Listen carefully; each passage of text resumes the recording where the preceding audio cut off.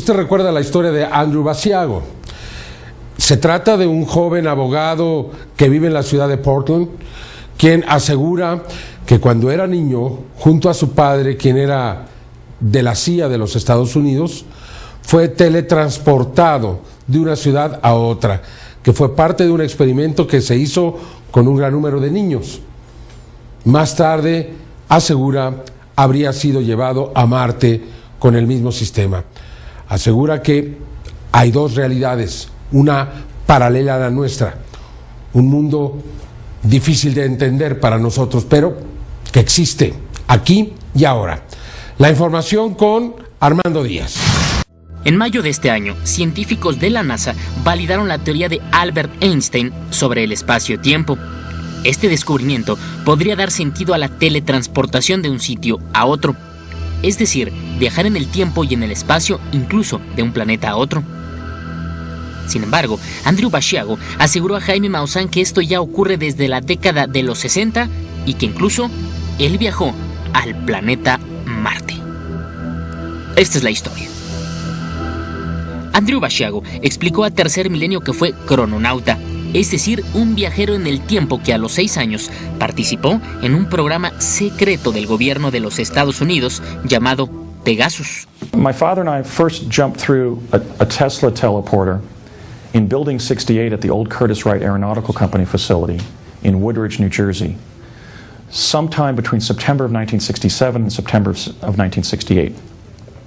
We know that because we arrived in the state capitol complex in Santa Fe. The teleport would open up a tunnel in the time-space continuum. You would find yourself moving through it, and when the tunnel closed, you would find yourself elsewhere on the surface of the planet. 2 décadas más tarde, su destino estaba en viajar en el tiempo al planeta Marte. Según su crónica, Basiago viajó de la Tierra a Marte en minutos y al llegar descubrió estructuras que parecían ser una base militar. And Courtney Hunt was speaking to me through the telecom and saying, "Are you ready?" and so forth. And I finally grew impatient because I wanted to go to Mars. I don't like waiting for things. I couldn't tell that much was happening. All that was happening was that panels of light on the top and bottom of the elevator started blinking. And then about 10 minutes into the 20-minute journey to Mars, the entire form of this box-like elevator began to morph and crumple and reposition itself into a cylinder. And when that happened, I had to steady myself in the elevator, such as you would if you were walking through a water main. You know, you're walking in a cylindrical object, so you have to kind of steady yourself. And I saw that the ceiling had become the surface I was looking at, and I could see this sort of swirling pattern. They had opened up a vortal tunnel in the fabric of time-space, just as the teleporter did back when I was a child on Project Pegasus.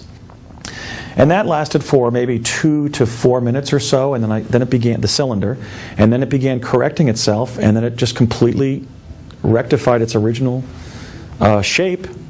And then about 10 minutes later, as Courtney had described, the door opened, and I walked out into what looked like, if you can imagine sort of the basement of a modern sports arena, the infrastructure of that built into an existing underground cavern of an ancient civilization. There was sort of a big cave in which I could see these modern tension struts, a sort of infrastructure that had been placed inside, and the jump room itself had been placed inside this ancient cavern. I walked through what was clearly the irregular eye sockets of some kind of skull on the surface. I turned around, I could see it was a skull. I could see the rust-red terrain of Mars. I could see that Mars has a pale blue sky. I could see that, or sense rather, that Mars smelt of gunpowder, which must have been some sulfur content, at least at that location. And I turned and I saw a small human being from our civilization on Earth run up to me. And then 2 more individuals a couple years older than me, I would say they were maybe 21, 22, 23 years of age, ran up to me, two men and a woman. And I was interacting with the first individual who ran up to my location. And they were clearly human beings from Earth. They weren't Martians. They looked normal.